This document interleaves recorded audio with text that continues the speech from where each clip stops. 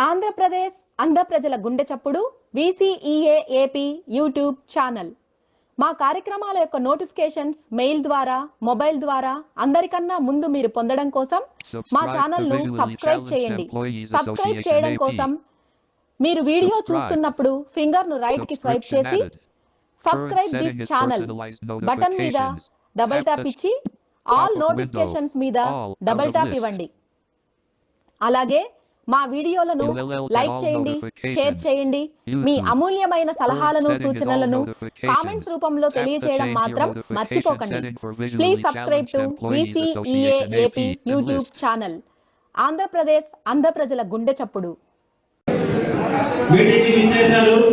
వారిని మనస్ఫూర్తిగా వేదిక మీదకి రావాల్సిందిగా కోరుతున్నాము.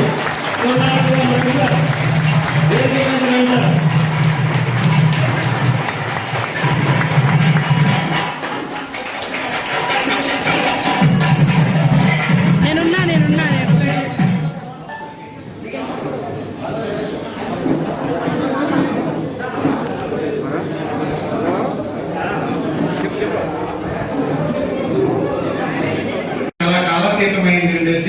సూర్యనారాయణ దాదాపు గంట నుంచి ఇక్కడే నేను వెయిట్ చేస్తూ ఉన్నాను. సారీ అన్నయ్య. యాక్చువల్ గా visually challenge employees association Andhra Pradesh వ్యవస్థాపనకు ముఖ్య కారణం శ్రీ KR సూర్యనారాయణ గారు అనేటువంటి విషయం అందరికీ తెలిసింది. ఆయన వేదిక మీదకి రావాల్సిందిగా సగౌరవంగా మీ అందరి తరఫున రిక్వెస్ట్ చేస్తున్నాను.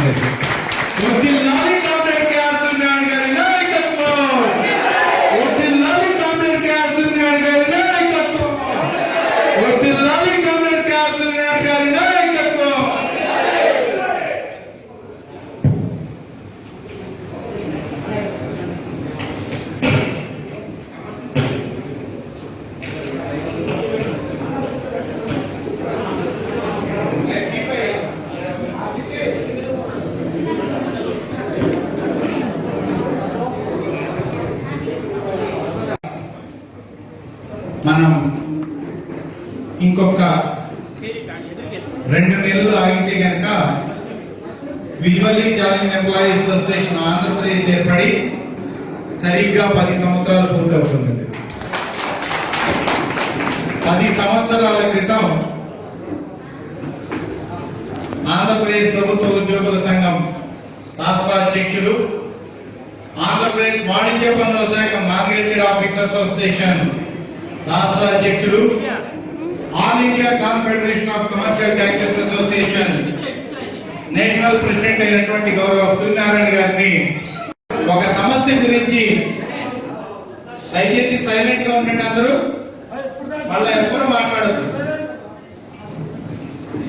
వెళ్ళినప్పుడు అది మా కమర్షియల్ ట్యాక్సెస్ డిపార్ట్మెంట్ కి సంబంధించినటువంటి ఇంటర్నల్ ఇష్యూ. ఆ రోజు సూర్యనారాయణ గారు నాకు చెప్పింది ఏంటంటే కనుక, రవి ఈ సమస్యను నేను సాల్వ్ చేస్తాను, కానీ ఎవరైతే నీడీ పీపుల్ ఉన్నారో వారికి సరైన నాయకత్వం లేదని చెప్పేసి నేను భావిస్తున్నాను. నువ్వు ముందుకు వచ్చి ఈ నాయకత్వ బాధ్యతను తీసుకుంటావా అని చెప్పేసి కరెక్ట్ గా 11/11/2011 నాడు బాగా గుర్తుండేది. ఆ రోజున హైదరాబాద్ లోని పావని కమన్ బిల్డింగ్స్ లో నన్ను అడగడం జరిగింది. అడిగితే కొంచెం సేపు ఆలోచించి, ఖచ్చితంగా అన్నయ్య మీరు ఆ ఇచ్చిన ఆదేశాన్ని శిరసా వహిస్తానని నేను చెప్పడం జరిగింది. చెప్పిన తర్వాత ఆయన ఏమన్నారంటే, ఒకసారి ఆలోచించుకో, నువ్వు నేనేమి తొందర పెట్టడం లేదు, ఆలోచించు. రేపు 27వ తారీఖున ఏలూరులో మన ఆంధ్రప్రదేశ్ ప్రభుత్వ ఉద్యోగుల సంఘానికి సంబంధించినటువంటి రాష్ట్ర సర్వసభ్య సమావేశం ఉంది కదా, ఆ సమావేశానికి మన యొక్క విజువల్లీ ఛాలెంజ్ ఎంప్లాయీస్ అసోసియేషన్ నుంచి, అంటే అప్పటికి నామకరణం చేయలేదు, బట్ మీ వాళ్ళు ఎంతమంది వస్తారో అంతమందికి మొత్తం భోజనాల ఏర్పాట్లు అన్ని నేనేం చేస్తాను. ఆ రోజు అక్కడే ఏలూరులోనే మీటింగ్ పెట్టుకుంటే బాగుంటుంది. నేను అప్పుడు చెప్పానని చెప్పేసి, ఖచ్చితంగా అన్నయ్య నేను అదే రోజు సంఘాన్ని స్థాపించబోతున్నానని చెప్పేసి ఆయన హామీ ఇస్తే ఎంతమంది వస్తారని చెప్పేసి అన్నారు. అంటే ఒక 200 మంది తక్కువ వస్తారంటే ఒక్కసారి ఆలోచించి ఇంత షార్ట్ టైంలో రాగలరా అంటే ఖచ్చితంగా వస్తారని చెప్పాను. ఆ రోజు రాష్ట్ర వ్యాప్తంగా అప్పుడు ఉమ్మడి ఆంధ్రప్రదేశ్ రాష్ట్రం ఉంది, 23 జిల్లాల నుంచి దాదాపు 600 మంది ఏలూరు వచ్చారు అంటే కనుక అది మనకి నాది యాక్చువల్గా అసోసియేషన్ పెట్టడానికి. ఈ రోజు గత 10 సంవత్సరాలుగా ఆయన అడుగుదారులోని నేను వేసే ప్రతి అడుగు కూడా ఉండేది నిజంగా ఆయన యొక్క ప్రోద్బలంతోనే, ఆయన యొక్క దిక్సూచిలోనే, ఆయన యొక్క మార్గదర్శకంలోనే నేను చేస్తాను. ఎందుకంటే నేను నేషనల్ వైడ్ గా అలాగే స్టేట్ వైడ్ గా చాలా మంది లీడర్స్ చూశాను. బట్ ఒక డెడికేషన్ కానీ ఏదైనా మాట ఇస్తే ఆ మాటను నిలబెట్టుకోవడం కానీ, లేకపోతే కనుక ఒకరిని ఒక కింగ్ మేకర్ గా దిశాదశ నిర్దేశం చేయడంలో ఈ దేశంలో కూడా ఎటువంటి నాయకులు కూడా లేదు ఉద్యోగ సంఘాల్లో చెప్పడానికి నేను గర్విస్తున్నాను. కాబట్టి ఈ రోజు రాష్ట్రంలో ఆ రోజు ఆంధ్రప్రదేశ్ కమర్షియల్ డాక్టర్స్ ఎన్ఈఓస్ అసోసియేషన్ ఉంది, కేవలం 2000 మందికి సంబంధించిన అసోసియేషన్. ఈ రోజు ఉద్యోగ సంఘాలన్నీ కూడా రాష్ట్రంలో నిర్వీర్యం అయిపోవడం వల్ల దరిదాపు రాష్ట్రంలో ఉన్నటువంటి ఉద్యోగులందరూ కూడా శ్రీ కేఆర్ సత్యనారాయణ గారి వైపు చూస్తూ ఆంధ్రప్రదేశ్ ప్రభుత్వం ఉద్యోగుల సంఘాన్ని ఆదరిస్తున్నారు అంటే కనుక అదే కారణం. ఎంత విధనని లేదంటే మాకు కమర్షియల్ ట్యాక్సెస్ డిపార్ట్మెంట్ కి గూడ్స్ అండ్ సర్వీస్ ట్యాక్సెస్ అని చెప్పేసి కొత్త కాన్సెప్ట్ ని కేంద్ర ప్రభుత్వం ఇంట్రడ్యూస్ చేసేటువంటి క్రమంలో దాంట్లో వచ్చేటువంటి సాధక బాధకాలను కానీ లోపాలను కానీ దరిదాపు 5-6 సంవత్సరాల ముందు ఉండేది ఈ దేశంలో ఉన్నటువంటి అన్ని రాష్ట్రాలను తిరిగి అన్ని రాష్ట్రాల ఫైనాన్స్ మినిస్టర్ని ముఖ్యమంత్రుల్ని కలిసి వారందరినీ కూడా మీ రాష్ట్రం ఈ విధంగా నష్టపడబోతోంది, అలాగే ఉద్యోగులు ఈ విధంగా నష్టపోతున్నారు అని చెప్పేసి ఆ రోజు అందరినీ అలర్ట్ చేసి ఉండేది. శాయశక్తులా ఈ యొక్క ప్రజెంట్ రాష్ట్రంలో ఏదైతే జిఎస్టీ అమల్లో ఉందో దాన్ని పూర్తి స్థాయిలో రాష్ట్రాలకు ఫేవర్ గా ఇంప్లిమెంట్ చేయడం విషయంలో ఆయన చేసిన కృషి ఈ రోజు మనం ప్రశాంతంగా ఉద్యోగులు అందరూ జీతాలు తీసుకోగలుగుతున్నారు అంటే కనుక దాని వెనకాల ఆయన ఇండైరెక్ట్ గా చేసినటువంటి కృషి అనిర్వచనమైందని చెప్పడానికి నేను గర్వపడుతున్నాను. ఎందుకంటే మనకి మాక్సిమం కమర్షియల్ ట్యాక్సెస్ డిపార్ట్మెంట్ మీదే ఈ రాష్ట్రాలన్నీ రన్ అవుతూ ఉంటాయి.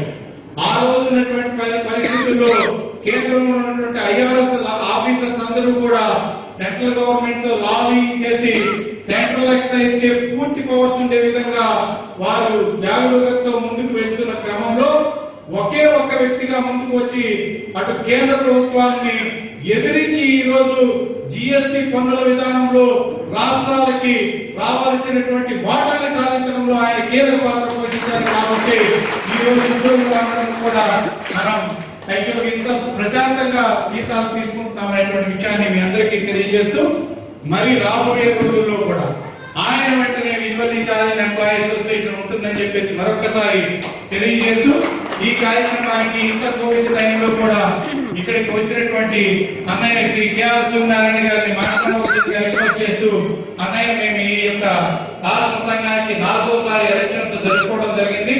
దీనికి రాష్ట్ర వ్యాప్తంగా ఉన్నటువంటి మా president general secretary, all district president general secretaries అందరూ కూడా అటెండ్ అవ్వడం జరిగింది.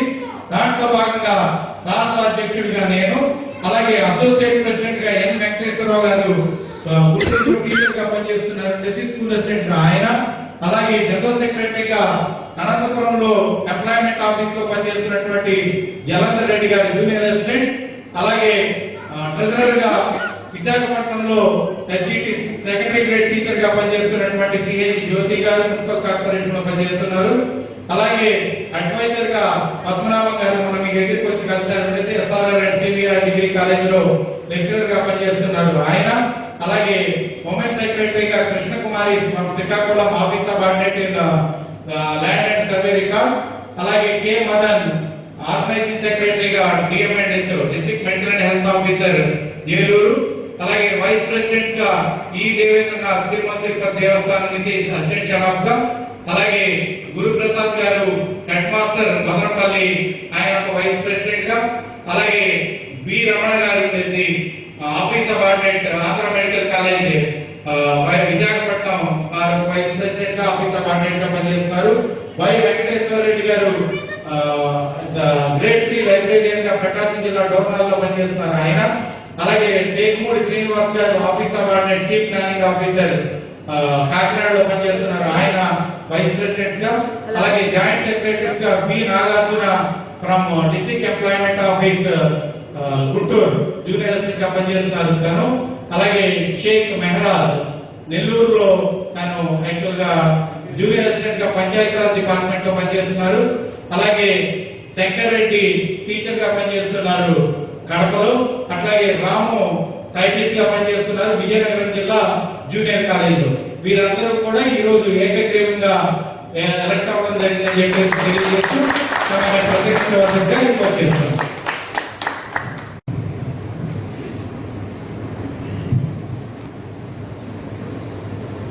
Andhra Pradesh visually challenge employees association 4వసారి రాష్ట్ర అధ్యక్షుడిగా ఏకగ్రీవంగా ఎన్నికైన రవీంద్రబాబు గారు, మీ అందరి అభిమాన నాయకుడు,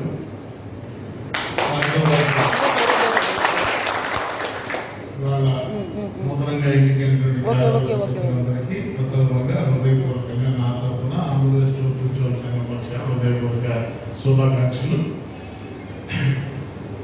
ఇవాళ మీతో కాసేపు స్పెండ్ చేయడం నాకు 3 నెలల క్రితం చెప్పినట్టున్నాడు రవి. వాస్తవంగా నాకు కొంచెం హెల్త్ బాగాలేదు. నేను హైదరాబాద్ హెల్త్ చెకప్లో ఉండి నాకు కొంచెం తెలిసిన కార్డియాక్ ప్రాబ్లం ఉండి నన్ను రెక్టిఫై చేయాలన్నారు. షుగర్ కంట్రోల్ చేసుకున్నామని పంపిస్తే వెనక్కి వచ్చాను. ఇవాళ కంటిన్యూ చేయండి, ఒక్క నిమిషం ఫోన్ మాట్లాడేసి హైదరాబాద్ కార్యక్రమానికి రానని చెప్పాను.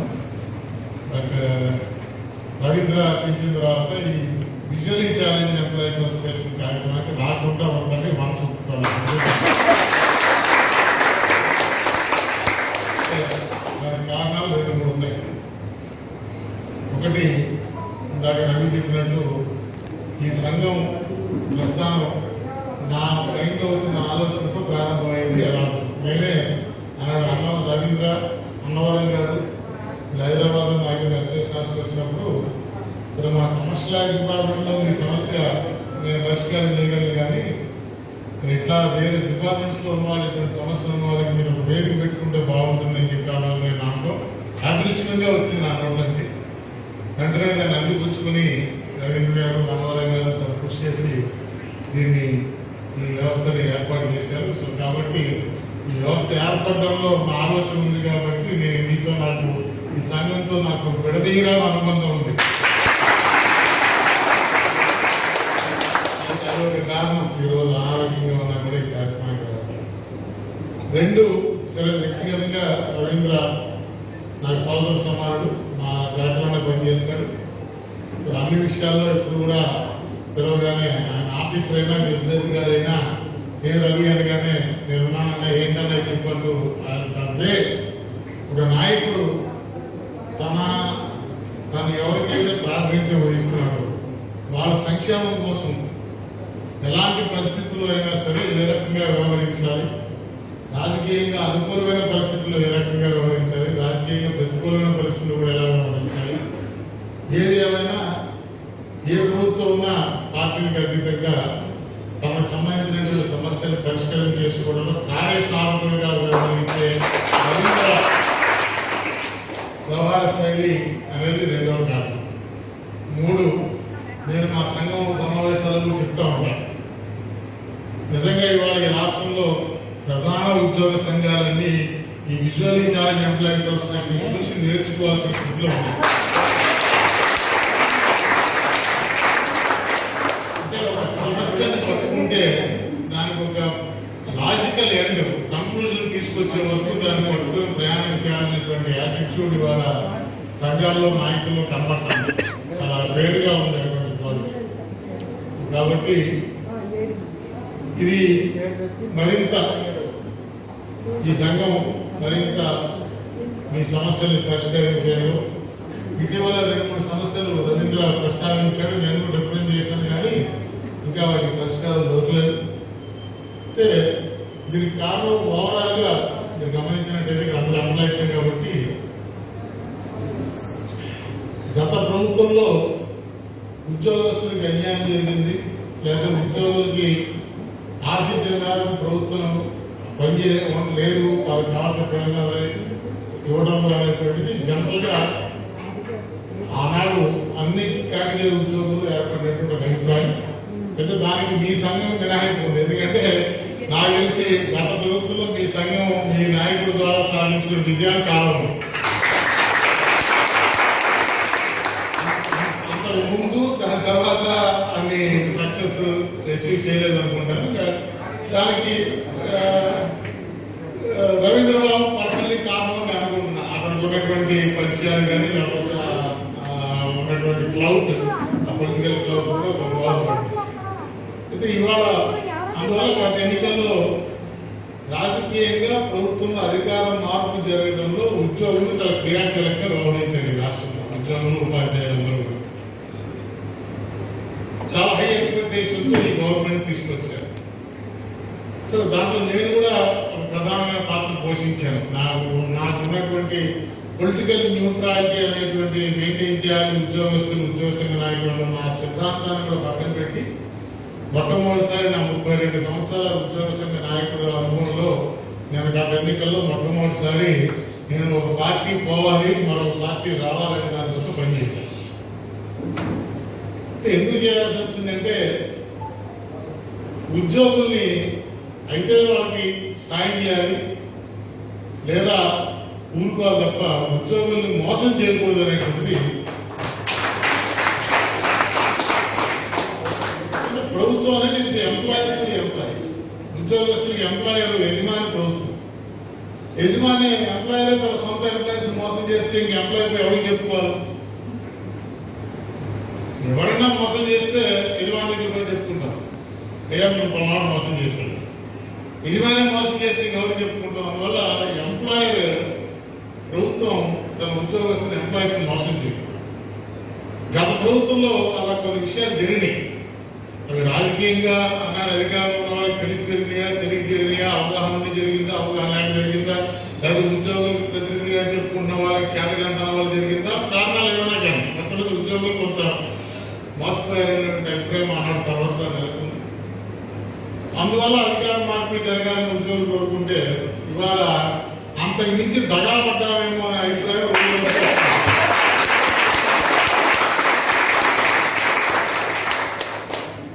ఇది ఇంకెవరైనా చెప్తే దీనికి అంత విలువ ఉండదు. ఈ మాట నేను చెప్తే విలువ ఉండదు. ఎందుకంటే నేను ఆ ప్రభుత్వం పోవాలి, ప్రభుత్వం రావాలని ఊరు ప్రచారం చేస్తున్నాను. నేనే నా స్వీయ అనుభవం చెప్తాను. దీనికి కారణం మనం విశ్లేషించి చూస్తే బహుశా మరి ప్రభుత్వంలో ఇంకా సమాజంలో వివిధ వర్గాలకి ప్రభుత్వం ఇచ్చినటువంటి హామీలు నెరవేర్చేటువంటి క్రమంలో ఇంకా ఉద్యోగస్తుల్ని ఒక ప్రాధాన్యత వర్గంగా ప్రభుత్వం కన్సిడర్ చేయడం లేదు అనేటువంటి విషయం మాత్రమే కాదు. అంటే ఎల్లకాలం ఇలాగే ఉంటుందా? ఉద్యోగుల్ని ఒక ప్రయారిటీ సెక్షన్ కింద కన్సిడర్ చేయకుండా ప్రభుత్వం ఉండగలుగుతుందా అంటే ఖచ్చితంగా నా సుదీర్ఘ అనుభవంలో అలా ఎక్కువ కాలం ఏ ప్రభుత్వం ఉండలేదనేటువంటి విషయం కూడా ఈ సందర్భంగా ప్రస్తావిస్తాం. ఏ ప్రభుత్వానికి కూడా ఉద్యోగులు అనేది ఎక్కువ ప్రాధాన్యత కాదు. ప్రభుత్వానికి ప్రజల ప్రాధాన్యత. ఉద్యోగులు ప్రభుత్వం యొక్క నిర్దేశించినటువంటి విధులు నిర్వహణ చేస్తారు తప్ప గవర్నమెంట్ ఉద్యోగులు ఎప్పుడు కూడా ప్రభుత్వం ప్రాధాన్యతగా ఉండదు. ఇది ఉద్యోగ సంఘాలు నాయకత్వాలు ఒక సరైనటువంటి దృక్పథంతో సరైనటువంటి ఆలోచన విధానంతో ఏది ఉద్యోగులకి మినిమం జరగాల్సినటువంటి న్యాయం జరగాల్సిన అంశాల మీద రకరకాల వ్యూహాలు పని ఆందోళన కార్యక్రమాలు లాబీలు నిరసనలు చేయడం ద్వారా ప్రభుత్వం తమను ప్రాధాన్యతగా గుర్తించేలాగా చేసేవాడు తమ కార్యక్రమాలు. దురదృష్టవశాత్తు ఇవాళ ఈ రాష్ట్రంలో అలాంటి కార్యక్రమం చేయడానికి కూడా ఎవరో సాహసించి ముందుకు వచ్చేటువంటి పరిస్థితి వాళ్ళు కనబడుతున్నారు. అందువల్ల ఈ పరిస్థితికి ఎక్కడో ఒకటి బ్రేక్ పడాల్సిన అవసరం అయితే ఉంది. బహుశా ఊరూరు తిరిగి ప్రచారం చేసిన నేనే ఈ ఐస్ని బ్రేక్ చేయడానికి కూడా అడుగు ముందుకు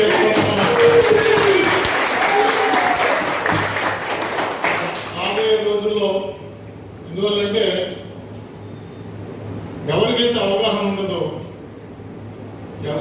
నా మీద బాధ్యత ఉన్నది. నేను అన్నాడు నా అనుభవం నాకు నేర్పిన పాఠం నేను చదువుకున్నది, నేను తెలుసుకున్నది, నాకు చేత ఉన్న విజ్ఞానాన్ని ఉపయోగించి ఉద్యోగుల సమస్యల మీద ఊరూరు తిరిగి చెప్పాను. మళ్ళీ అదే దీన్ని ఉపయోగించి ఇవాళ ఉన్న వాస్తవ పరిస్థితి కూడా చెప్పడం నైతికంగా నా బాధ్యతగా నేను అభిప్రాయపడతాను. అయితే దీనికి కొంత రెండోది ఏంటంటే ఇవాళ ఉన్న ఉద్యోగ సంఘాల నాయకులందరిలోకి సీనియర్గా నేను ఉండటం కారణం కావచ్చు.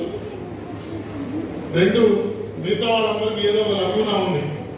వాళ్ళ గత ప్రభుత్వం దానికి రాజకీయ ముద్ర ఉంది.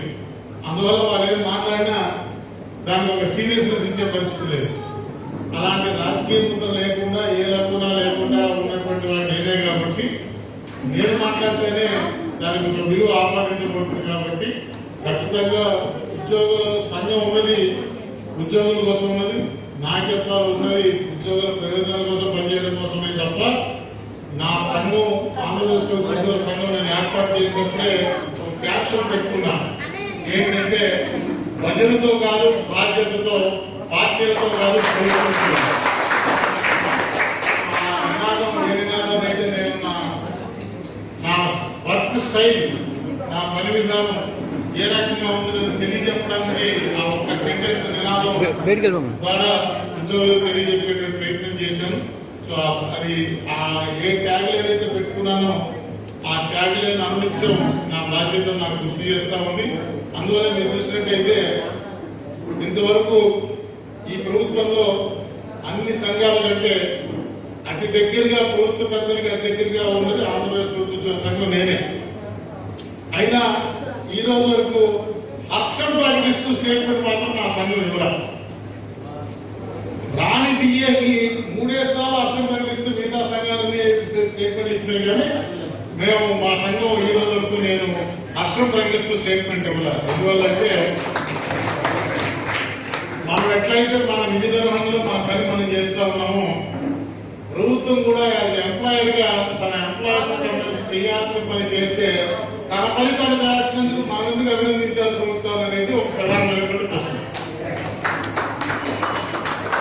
అది కానీ ఏదైనా కొత్తగా ఉదాహరణకి ఎప్పుడో 70వ దశకంలో హరిచంద్రారెడ్డి గారు ముఖ్యమంత్రిగా ఉండగా కంపాషన్ అపాయింట్మెంట్స్ యూత్ తీసుకొచ్చారు. ఎవరైనా ఉద్యోగి సర్వీసులుగా చనిపోతే ఆ కుటుంబానికి ఒక ఉద్యోగం ఇవ్వడం ద్వారా ఆ కుటుంబానికి ఒక భద్రత కల్పించారు.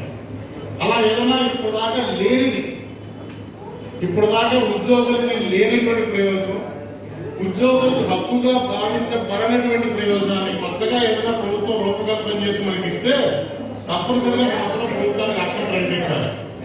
బట్ నా జీతం, నా డిఏ, నా వేతన సవరణ, నా పెన్షన్ ఇవన్నీ నాకు హక్కుగా సంక్రమించిన వాటిని నా హక్కు నాకు ఇచ్చిన దానికి మనం హర్షం ప్రకటించాల్సిన అవసరం లేదనేటువంటి కాబట్టి మనందరూ సంఘాలుగా ఏర్పడింది. థ్యాంక్స్ టు కాన్స్టిట్యూషన్ మేకర్స్, ఈ దేశ రాజ్యాంగాన్ని రాసినటువంటి నిర్మాత, రాజ్యాంగ నిర్మాతలకి హృదయపూర్వకంగా శిరస్సు వచ్చి మరొకసారి నమస్కరిస్తూ ఈ దేశంలో పౌరులు సమూహాలుగా అసోసియేషన్లుగా ఏర్పడడానికి కలెక్టివ్ బార్గెన్ చేసుకోవడానికి అసోసియేషన్ ఏర్పడడానికి రాజ్యాంగం ఈ పౌరులకు ఇచ్చినటువంటి ప్రాథమిక హక్కుల్లో భాగంగా ఇచ్చినటువంటి హక్కు. ఆ హక్కును ఉపయోగించే అందరం కూడా అసోసియేషన్స్ గా వేరే సెక్షన్స్ ఇన్ ది సొసైటీ, సమాజంలో వివిధ వర్గాల వాళ్ళందరూ రకరకాల అసోసియేషన్లుగా ఏర్పడి మన యొక్క కార్యక్రమాలు నిర్వహించుకుంటాము. సో ఆ క్రమంలో ఇప్పుడున్నటువంటి సంక్లిష్ట పరిస్థితుల్లో మరింత మెచ్యూర్డ్గా, మరింత అంటే ఉద్యోగస్తులు సమస్యలు పరిష్కరించడం రోజు పోరాటాలు, హక్కులు రోడ్డు మీద వచ్చి చొక్కాగా చింపుకోగల వ్యూహాత్మకమైనటువంటి వైఖరిని అవలంబించడం ద్వారా ప్రభుత్వానికి ఎక్కడ ఎప్పుడు ఏది మాట్లాడితే ప్రభుత్వానికి సూటిగా తగులుతుందో అలా మాట్లాడటం ద్వారా ఆ సందర్భాన్ని సరైన రీతిలో ఉపయోగించుకోవడం ద్వారా ఉద్యోగుల సమస్యల్ని ఎప్పుడు ఏ అంశాన్ని ప్రొజెక్ట్ చేస్తే దానికి ఎగెన్షన్ వస్తుందో దాన్ని దృష్టిలో పెట్టుకుని అలాంటి రకమైన వైఖరిని అవలంబించి ఒక మెచ్యూర్డ్గా ఈ రోజు ఈ రాష్ట్రంలో ఉద్యోగ సంఘాల నాయకులందరూ కూడా సమన్వయంతో పనిచేయాల్సినటువంటి పరిస్థితికి వచ్చాం. తప్పనిసరిగా ప్రధాన సంఘంగా, సీనియర్ గా ఆంధ్రప్రదేశ్ ప్రభుత్వ ఉద్యోగ సంఘం పక్షాన నేను అందరినీ సమన్వయపరిచేటువంటి బాధ్యత తీసుకుని రాబోయే రోజుల్లో తప్పనిసరిగా ఉద్యోగులకి ఎంతో ఎంతో కొంత మేలు జరిగేలాగా కనీసం ఈ సంఘం ఉండబట్టి ఈ నాయకత్వాలు ఉండబట్టి ఉద్యోగులకు ఈ మాత్రం ప్రయోజనం వచ్చే పరిస్థితి తీసుకురావాల్సినటువంటి బాధ్యతపరమైన ఉంది. లేని పక్షంలో రాబోయే జనరేషన్స్ ఉద్యోగస్తుల్ని ఉద్యోగ సంఘాల నాయకుల్ని క్షమించేటువంటి పరిస్థితి లేదు. ఇక మీ అంశానికి వస్తే మరి డిపార్ట్మెంటల్ ఎగ్జామినేషన్స్ విషయంలో మరి బ్రెయిలీ లిపిలో బుక్స్ ప్రింట్ చేసే వరకు 5 సంవత్సరాల పాటు మీకు మినహాయింపు ఇవ్వమన్నారు. ఆ 5 సంవత్సరాలు అయిపోయిందాన్ని ఎక్స్టెండ్ చేయమని రిప్రజెంట్ చేస్తే రవి రిప్రజెంట్ చేశాడు. ఇప్పటికి ఇంకా దాని మీద అధికారికంగా ఉత్తర్వులు రానటువంటి పరిస్థితి ఉంది. నేను కూడా చీఫ్ సెక్రటరీ గారికి 2 సార్లు చెప్పాను. దురదృష్టవశాత్తు సమస్యలను అర్థం చేసుకుని పరిష్కరించేటువంటి యాటిట్యూడ్ కలిగినటువంటి ఐఏఎస్ అధికారుల కొరత ఈ రాష్ట్రంలో ఉందనేటువంటి దేన్ని మీద వెంటనే స్పందించాలి, దేన్ని కొంత డిలే చేయించాలనేటువంటి డిఫరెన్షియేషన్ కూడా చేసుకోలేని పరిస్థితుల్లో ఐఏఎస్ అధికారులు పూర్తిగా రాజకీయ నాయకత్వానికి లోబడి రాజకీయ నాయకత్వం నిర్దేశించిన పనులు తప్ప సాధారణ పరిపాలన గాలికి వదిలేసినటువంటి వాస్తవ పరిస్థితి రాష్ట్రంలో మనం చూస్తూ ఉన్నాం. అట్లాగే ఇంకేదో ఒక ఇష్యూ అలాగే బదిలీల విషయంలో కావచ్చు, ఇతరత్ర రాయితీల విషయంలో కావచ్చు, కేంద్ర ప్రభుత్వం మరి దేశవ్యాప్తంగా ఒక స్పష్టమైన మార్గదర్శకాల్ని ఈ సెక్షన్కి సంబంధించినటువంటి ఇచ్చింది. వాటిలో కొన్ని సమాప్తి బెనిఫిట్స్ ఈ రాష్ట్రంలో ఎక్స్టెండ్ చేసినప్పటికీ కూడా కొన్ని రాయితీల విషయంలో inconsistency with the central government. కేంద్ర ప్రభుత్వ మార్గదర్శకాలతో సమానంగా లేకుండా కొంత వ్యత్యాసం వేరియేషన్ ఉన్నటువంటి అంశాలు కొన్ని ఉన్నాయి.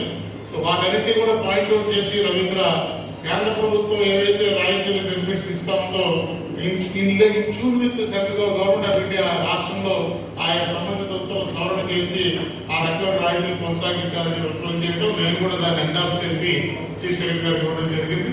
ఆ విషయంలో కూడా ఇంకా సరైనటువంటి నిర్ణయాలు ప్రభుత్వం నుంచి రావచ్చు. ఇంకా ఇంకేమన్నా అందంగా అలాగే ఈ మధ్య బదిలీల విషయంలో లెక్చరర్స్ కి బదిలీలు పర్మిషన్ ఇచ్చారు. దాంట్లో జనరల్ సాధారణ బదిలీ నిషేధం తొలగించినప్పుడు ఇచ్చేటువంటి గైడ్ లైన్ లో ఉన్నటువంటి పాయింట్ కి సంబంధించిన పాయింట్ ఏదైతే ఉందో దాంట్లో రిఫ్లెక్ట్ చేయాలి. అయితే సీఎం గారికి ఫైల్ సర్క్యులేట్ అయినప్పుడు దాంట్లో అది లేదు కాబట్టి అది వస్తుందో రాదో అనేటువంటి ఒక అప్రహెన్షన్ రవి ఎక్స్ప్రెస్ చేస్తే నేను చెప్పాను. మండే నాడు తప్పనిసరిగా సతీష్ చంద్ర గారి దగ్గరికి, రాజశేఖర్ గారి దగ్గరికి నేను వస్తాను, తీసుకెళ్తాను. ఆ గైడ్ లైన్ లో అది ఇన్కార్పొరేట్ చేసేటువంటి విధంగా మనం మాట్లాడదాం. మనందరం లో we belongs to different parts of the society. సమాజంలో అనేక ప్రాంతాల నుంచి ఉన్నవాళ్ళు ఉన్నప్పటికీ నేనైతే కుల వ్యవస్థను నమ్మను. నాకు ఈ కులాలు మతాలతో సంబంధం లేదు. నేను మనుషులుగానే చూస్తాను తప్ప కులాలతోనూ మతాలతో సంబంధం లేదు. ముఖ్యంగా మనందరం ఉద్యోగులు అందరం ఒకటే కులం, ఒకటే మతంగా, ఒకటే వర్గంగా ఈ సమాజంలో నిలబడాల్సినటువంటి అవసరం ఉన్నది. ఆ రకమైనటువంటి సంబంధాన్ని మీకు మాకు మధ్య కొనసాగేలాగా ఈ నూతనంగా ఎన్నికైనటువంటి కార్యవర్గం ఒక బ్రిడ్జ్ లాగా నాకు, మా ప్రధాన సంఘానికి, నాకు మీకు మధ్య ఒక వారలాగా ఈ నూతనంగా ఎన్నికైన కార్యవర్గం నిలబడుతుందని, ఆ మేరకు వారి పరిధిలో ఉన్నటువంటి అంశాలు వారు పరిష్కారం చేసుకుంటూ ఎక్కడైనా పెద్ద స్థాయిలో అధికారుల దగ్గర కానీ మంత్రుల దగ్గర కానీ వారు అవసరమైనప్పుడు మరింత బలంగా మీ తరఫున యాగ్రిగేట్ చేయాల్సి వచ్చినటువంటి సందర్భం వచ్చినప్పుడు ఎప్పట్లాగే ఆయన చేస్తే ఫోన్ కాల్ ఎవరు రవీంద్ర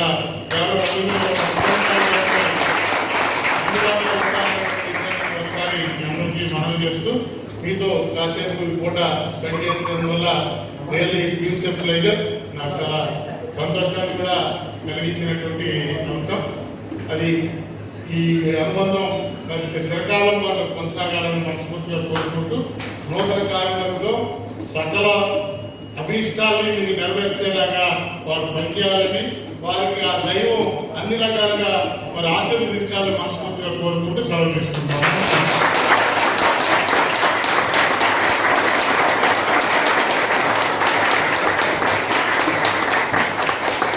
థ్యాంక్ యూ అన్నయ్య. ఈరోజు గత 10 రోజుల నుంచి తమరు యాక్టివ్ యాక్టివిటీస్ కి దూరంగా ఉన్నప్పటికీ బట్ మా మీద ఉన్నటువంటి ప్రత్యేకమైన అభిమానంతో మీ ఆరోగ్యాన్ని కూడా లెక్క చేయకోకుండా ఈ యొక్క కోవిడ్ పాండమిక్ టైంలో కూడా మాతో ఈ యొక్క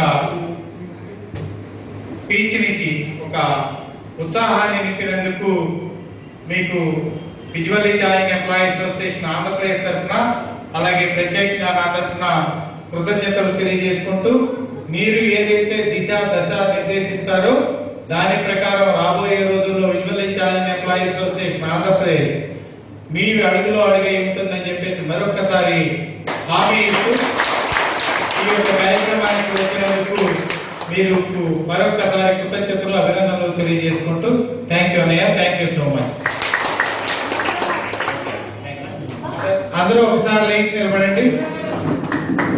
వర్ధిల్లాలి కామ్రేడ్ కేఆర్ సూర్యనారాయణ గారి నాయకత్వం, వర్ధిల్లాలి కామ్రేడ్ కేఆర్ సూర్యనారాయణ గారి నాయకత్వం, వర్ధిల్లాలి కామ్రేడ్ కేఆర్ సూర్యనారాయణ గారి నాయకత్వం.